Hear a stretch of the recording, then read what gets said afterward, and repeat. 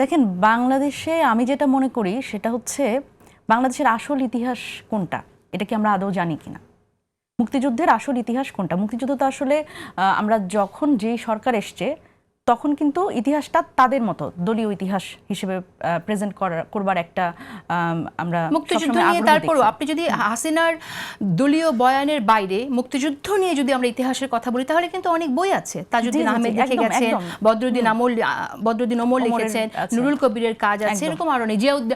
Even শহীদ president Ziaur রহমানও বেশ কিছু article লিখেছেন। জি জি জি, সেটা আমি বলছি যে সত্যিকার অর্থে মুক্তিযুদ্ধের যে দলিল, সেই দলিলপত্র ছাড়া আমরা যখন দেখি যে একেবারে পাঠ্যপুস্তক থেকে শুরু করে যখন যেই সরকার আসে এটি একটি দলীয় এক ধরনের তার দলের ক্রেডিট হিসেবে মুক্তিযুদ্ধটাকে সবসময় প্রেজেন্ট করা হয়। এটা আমরা এর আগেও দেখেছি এবং সবচেয়ে বেশি দেখেছি হচ্ছে আওয়ামী লীগের সময়।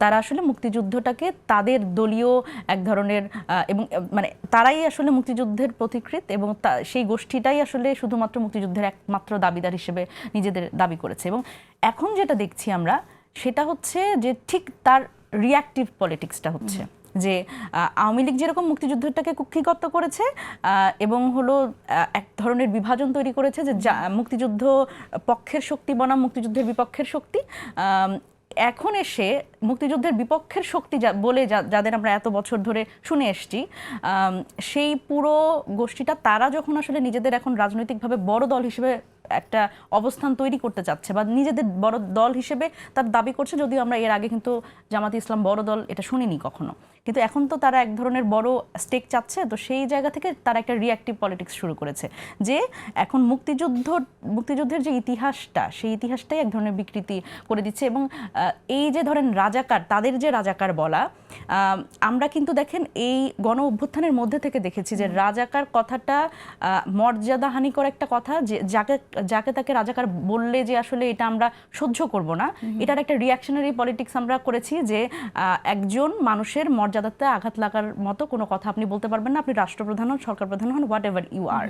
কিন্তু এইটাকে ওয়েপনাইজ করার চেষ্টা করা হচ্ছে, যে রাজাকার শব্দটাকে নাই করে দেওয়ার একটা প্রচেষ্টা হচ্ছে। মানে এইটা যেহেতু আমরা যখন আপনি একজন মানুষকে খারাপভাবে প্রেজেন্ট করবেন, মানে আপনি যেটা না, আপনাকে যখন সেই কথাটা আমি বলবার চেষ্টা করব, আপনি যখন এটা অস্বীকার করবেন, সেটা মানে কিন্তু ওই কথাটাই কিন্তু নাই হয়ে যাচ্ছে না, রাজাকার কথাটা কিন্তু নাই হয়ে যাচ্ছে না, বা রাজাকার যে নাই বা মানে এর যে মুক্তিযুদ্ধের সময় আমরা দেখেছি যে আল বদর আল শামস এই বাহিনীগুলো গঠন হয়েছে, শান্তি বাহিনী গঠন হয়েছে, সেটা তো মিথ্যা হয়ে যাচ্ছে না।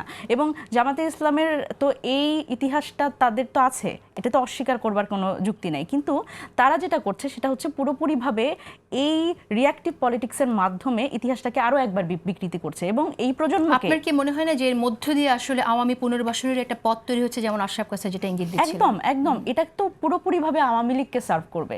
কারণ যখন এটি কিন্তু শেখ হাসিনা বহুবার বলেছে যে মানে আওয়ামী লীগ যদি ক্ষমতায় না থাকে তাহলে বাংলাদেশ একটি জঙ্গি রাষ্ট্রে পরিণত হবে।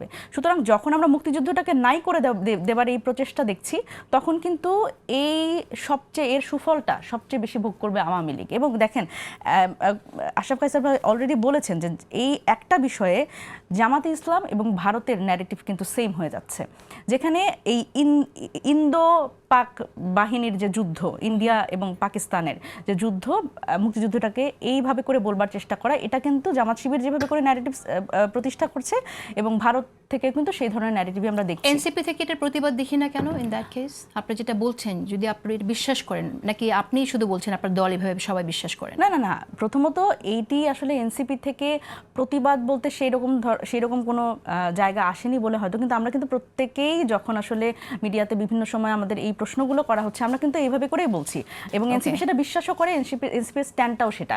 মুক্তিযুদ্ধ আমরা যখন এই যে আগ্রাসন বিরোধী যে যাত্রা যেটা করলাম 16ই ডিসেম্বরে, সেখানে কিন্তু আমরা সেখান থেকে আমাদের আহ্বায়ক নাহিদ ইসলাম কিন্তু বলেছে যে 71 আমাদের, জুলাই আমাদের, মানে আমরা, এবং 47ও আমাদের। সুতরাং এই যে আমাদের বাংলাদেশের যে জন্মকাল থেকে আমাদের যে লড়াই সংগ্রাম, বাঙালির যে লড়াই সংগ্রাম, সেই সবগুলোই কিন্তু আমরা ওন করি। এবং এই জায়গা থেকে আসলে এই ধরেন মুক্তিযুদ্ধের পক্ষের শক্তি বিপক্ষের শক্তি এভাবে করেও আসলে বিভাজনের সুযোগ নেই এবং ধর্মের ভিত্তিতেও বিভাজনের সুযোগ নেই। বাংলাদেশের মানুষ সবাই প্র্যাকটিসিং মুসলিম, যারা মুসলিম আছে। সুতরাং এই জায়গায় কিন্তু ধর্মটাকে ওয়েপনাইজ করে একটা রাজনীতি করা, সেটা হচ্ছে কেন জামাত শিবিরের ধর্ম মানে ইসলামিক ইসলাম, আমাদের ধর্ম যেটা আমরা ইসলাম যেটা পালন করি সেটা কি ইসলাম না? সুতরাং এই যে আসলে ধর্মীয়ভাবে এবং মুক্তিযুদ্ধকে পুঁজি করে যেই বিভাজনের রাজনীতি করছে সেটি আসলে বাংলাদেশের মানুষ চায় না। এবং এটি আসলে যত জরিপ বলেন বা যাই বলেন, যেখানেই আমার মনে হয় যে জামাতকে খুব বড় একটি দল হিসেবে দেখানোর চেষ্টা করা হচ্ছে, সেটি সাধারণ মানুষ সেই জায়গা থেকে আসলে। এখন গত বছরের 16ই ডিসেম্বরের বা ডিসেম্বর মাসে কিন্তু আমরা এই উপসর্গগুলো এরকম এতটা প্রকট দেখিনি। এবার যেরকমটা দেখছি, যে বয়ানগুলো, যে ন্যারেশনগুলো নতুন সামনে আসছে, ভারত পাকিস্তানের যুদ্ধ 90% মুক্তিযুদ্ধের ইতিহাস মিথ্যা, এই যে কথাগুলো সামনে আসছে, সেই জায়গা থেকে তরুণদের দল হিসেবে কিন্তু আমার মনে হয় যে আপনাদের আরেকটু স্ট্রংলি প্রতিবাদ করা, অনেকেই হয়তো সেটা বলবেন যে উচিত ছিল। আমি সেটা জানি না কেন আপনারা করছেন না। ভবিষ্যতে অনেকে বলে যে আবার জোটে আপনারা যেতে পারেন, একটা আপোষ ইলেকশনের ক্ষেত্রে এক ধরনের মীমাংসা হতে পারে জামাত ইসলামের সাথে। আমাদের আসলে জোটের ক্ষেত্রে কিন্তু আমাদের মানে আমরা কিন্তু সবার বিষয়ে কিন্তু আমরা we are open to to have a জোট। সো আপনারা যদি জোটে জামাতের সাথে যেতে চান, তাহলে জামাতের মুক্তিযুদ্ধের যে অবস্থান, সেই অবস্থানের বিষয়ে এখন যেটা আপনি নিজেই ব্যাখ্যা করেন, সেটা কি আপনার কাছে মনে হয় না যাওয়ার আগে আপনাদের একটা ক্লারিফিকেশন চাইবেন যে তারা আসলে? একদম, কারণ দেখেন এই জোটের ক্ষেত্রে কিন্তু দেখেন বাংলাদেশের যে জোটের সংস্কৃতি সেটি কিন্তু রাজনৈতিক না।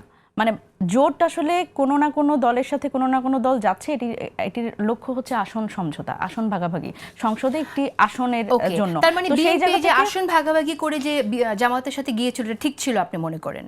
না, এটাই আমি বলছি যে জোটের আসলে লক্ষ্য কি হওয়া উচিত। জোটের লক্ষ্য অবশ্যই রাজনৈতিক হওয়া উচিত।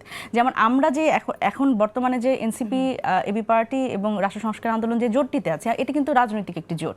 কারণ এটিকে আমরা বলছি যে সংস্কারটি, নির্বাচন পরবর্তী সময় সংস্কারটি বাস্তবায়নের ক্ষেত্রে এই জোটটি ভূমিকা পালন করবে এবং নির্বাচনটিতে অবশ্যই একটি গুরুত্বপূর্ণ বিষয়। সুতরাং জোটের একটি রাজনৈতিক লক্ষ্য থাকা উচিত। জোট মানেই যে আসলে নিজেদের বিলীন করে দিয়ে অন্য একটি দলের ছায়াতলে গিয়ে শুধুমাত্র আসন সমঝোতার রাজনীতি হবে, সেটা হওয়া উচিত না। সুতরাং সেই জায়গা থেকে বিএনপি অথবা জামাত ইসলাম, যার সাথে আমাদের জোট হোক, বিএনপির সাথে আমাদের এক ধরনের মিল আছে। আমাদের আদর্শিক যদি বলি, জাতীয়তাবাদের রাজনীতি বিএনপিও করে, মধ্যপন্থা রাজনীতি বিএনপি করে, আমরাও সেদিকেই যাই। কিন্তু এইখানে তো আমাদেরও কিছু আমরা বিএনপির সাথে যুক্ত হতেও আমাদের কিছু, জামাতের সাথে আপনাদের আসন সমঝোতা হওয়ার কোনো সম্ভাবনা নেই? না, জামাতের সাথে আসন সমঝোতা বলেন আর বিএনপির সাথে বলেন, আসন সমঝোতা ঠিক না। সেটা হতে পারে সেটা রাজনৈতিক জোট, সেটা সংস্কারকে কেন্দ্র করে হতে পারে, সেটা জামাতের সাথেও হতে পারে। সেটি অবশ্যই যার সাথেই হোক, সেটি কিন্তু আমরা অবশ্যই সবার সামনে প্রকাশ করব যে কোন ভিত্তিতে এই জোটটি হচ্ছে। জোট মানে তো আসলে এমন না যে খালেদা জিয়া তো জোট করেছিলেন ইয়ের সাথে, জামাত ইসলামের সাথে। সুতরাং সেই জায়গা থেকে সেটাই আপনি জিজ্ঞেস করেছেন, সেটা ঠিক আছে, আপনি সমর্থন করেন?